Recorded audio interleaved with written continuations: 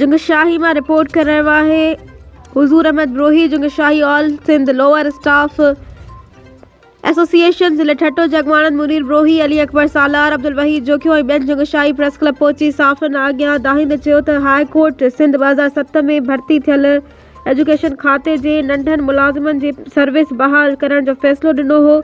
जे बाद education department December 2024 में समूरनि मुलाज़िमनि जे बहाल थियण सर्विस बाबति लिस्ट ऐं बाक़ाइदा ऑर्डर पिणु जारी कया आहिनि।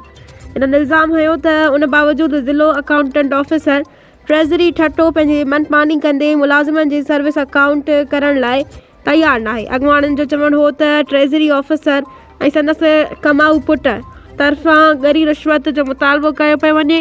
रिश्वत न ॾियण जी सूरत में 1 साल खां मुलाज़िमनि खे दरबदर कयो पियो वञे।